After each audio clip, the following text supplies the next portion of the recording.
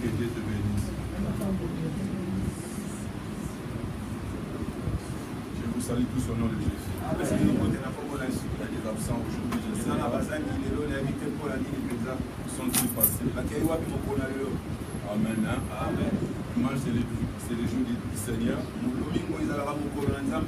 devons honorer le jour du Seigneur. Je veux dire, notre Seigneur l'éternel Dieu, il a travaillé pendant 6 jours. Le 7e jour, c'était le jour de repos. Il s'est reposé bien en paix. Nous devons aussi obéir dans les jours du sabbat.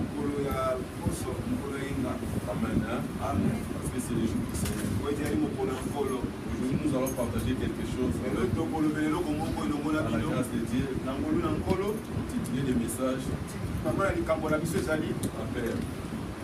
La paix. Amen. Hein? Amen. Alléluia. Amen. Je vais parler sur la paix. La paix comme instrument. Comme un instrument du diable. L'instrument que le diable utilise beaucoup pour faire tomber les enfants de Dieu. La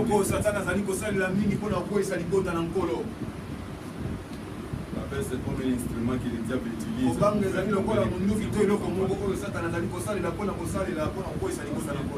diable a la mission de faire dans ta vie, la première des choses, va te donner la paix. Amen. Hein? Amen.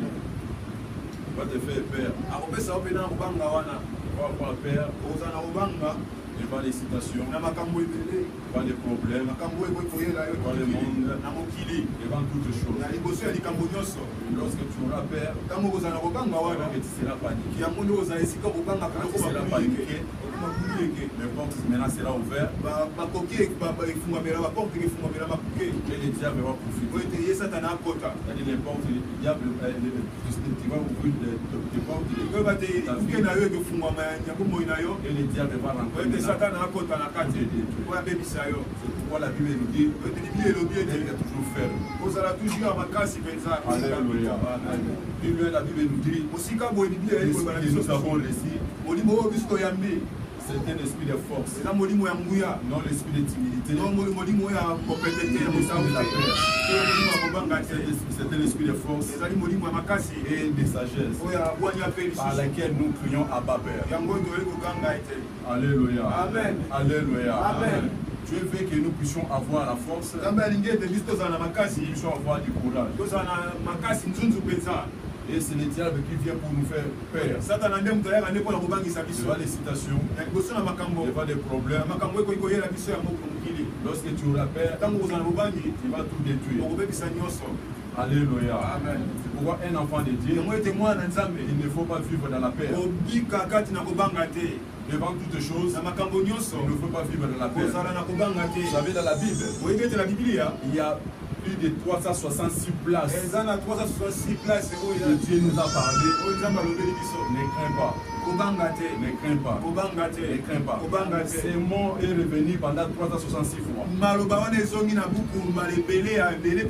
Donc, lorsqu'on parlait 366 fois, pendant que l'année a 365 jours. Donc, quand tu réveilles le matin, tu prends un, tu te dis ne crains pas. Demain, Dieu te dit ne crains pas. Après demain, Dieu te dit ne crains pas. Donc, chaque jour, Dieu te dit ne crains pas, ne crains pas, ne crains pas. Il a donné encore une bonus. Donc, 366 fois. Alléluia.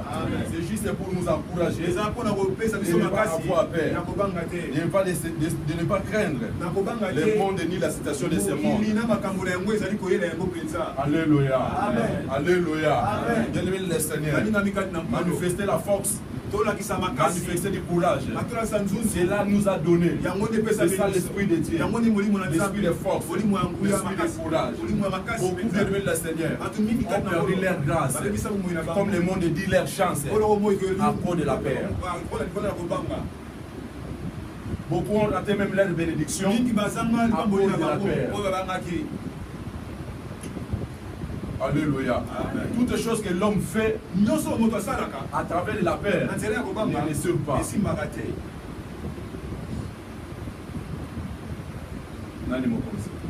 Est-ce que vous comprenez? Toute chose que l'homme va faire à travers la paix ne réussit pas.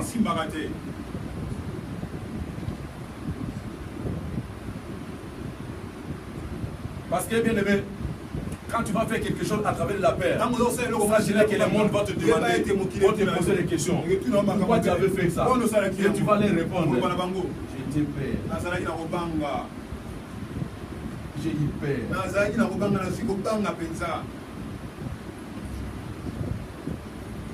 Alléluia.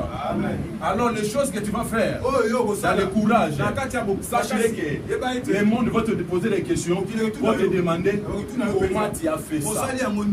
Pour que moi aussi je vais faire. Que moi je fasse ça. Mais quand tu vas faire à travers l'affaire, le monde va te poser des questions. Pourquoi tu as fait ça? Alors pourquoi et comment il en a différent?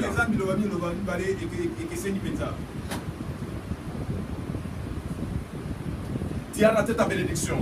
Tu as raté ta chance à cause de la paix.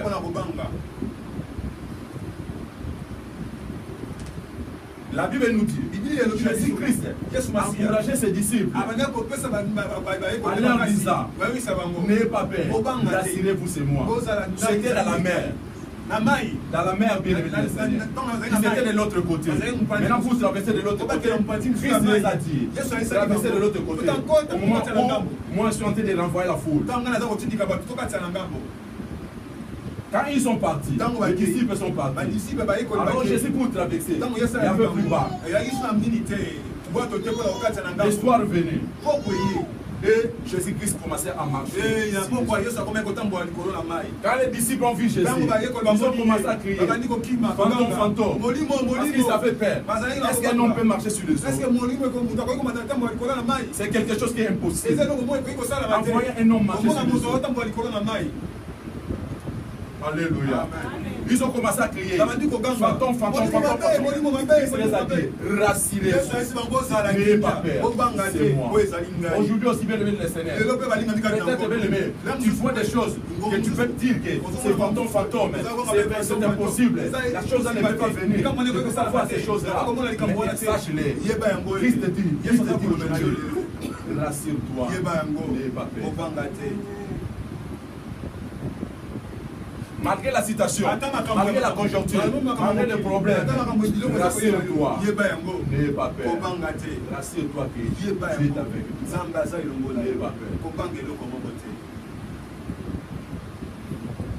Alléluia. Jésus les a dit, dans le livre de Matthieu chapitre 4, 14, verset 27, rassurez-vous. Avoir de l'assurance. Avoir de l'assurance en Jésus-Christ. Je ne sais pas ton problème. Je ne sais pas ce que tu vois. Je ne sais pas ce que tu attends. Je ne sais pas ce qui est venu dans ta vie. Mais moi je vais te dire, rassure-toi mon frère, ma soeur, que Jésus-Christ est présent, que Jésus-Christ est vivant. N'ayez pas peur.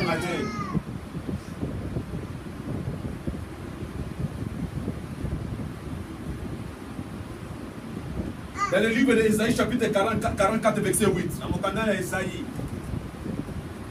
Dieu nous a rassurés encore. Dieu nous parle. N'ayez pas peur. Ésaïe 44, verset 8. N'ayez pas peur.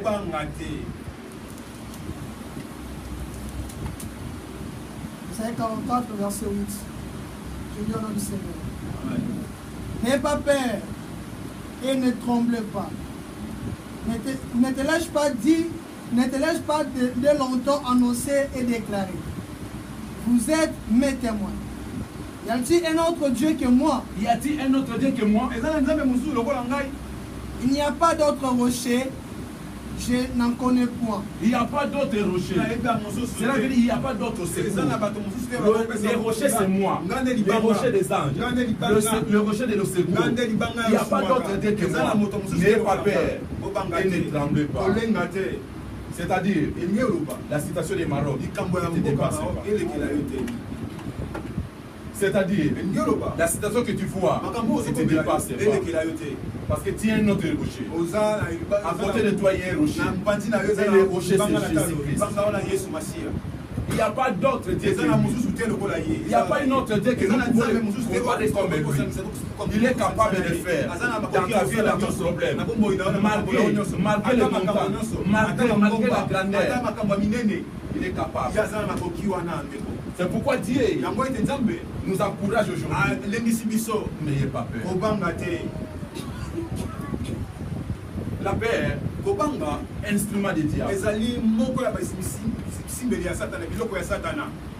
Attention aux même si tu es à la maison, si Dieu veut faire des envoûtements dans ta maison, tu peux créer une sensation de frayeur.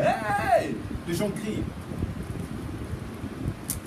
Il y a d'autres personnes, même s'ils voient les incertes, commencent à avoir peur. Quand tu cries, il profite de faire des trucs.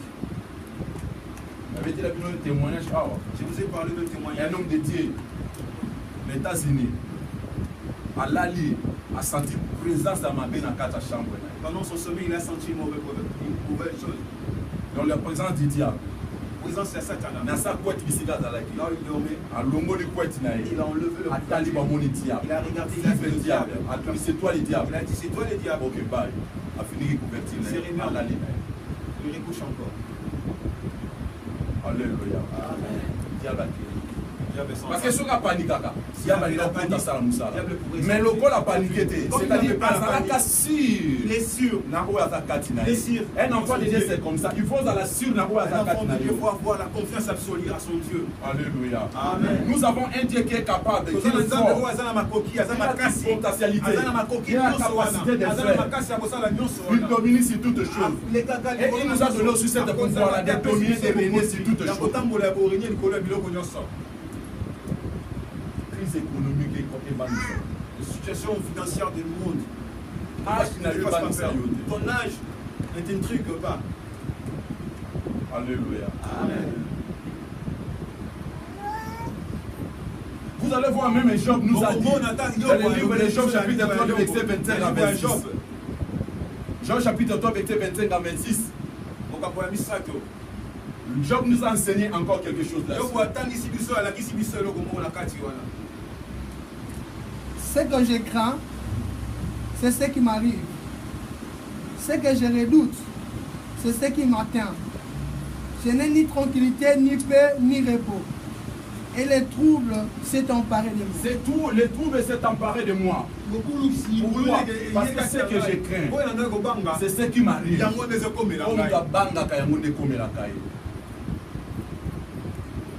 Si tu as peur de quelque chose, c'est là ça va s'arriver dans ta vie. Si tu as peur de l'échec, tu vivras l'échec. Alléluia. Amen. C'est ça va se produire, cela va se produire dans ta vie. C'est pourquoi, bien aimé le Seigneur, nous n'avons pas le droit de mettre toutes choses dans nos cœurs, dans nos têtes.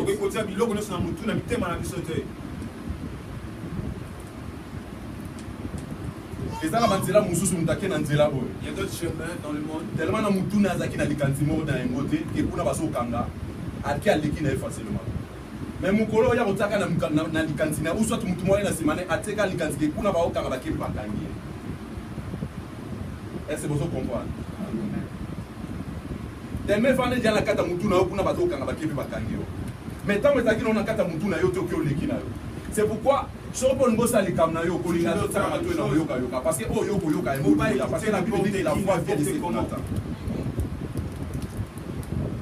Oh yo yo parce que ya monde vota fruit na kata vina yo. Pourquoi parce que banga par rapport au yo. Banga na. Tu as peur de quoi? Parce que même Ismaël était venu dans le monde à cause de la paix. Ata Ismaël pas yaki na mokina nzela kaka ya kobanga. La femme d'Abraham, Sarah, moi si Abraham, à l'époque elle était Sarah. Elle a regardé son âge. Elle a dit à son mari, je suis déjà vieille. Prends ma servante, fais l'enfant avec ma servante. Il a eu peur de son âge. Je suis maintenant dans la ménopause. Je ne peux pas faire l'enfant.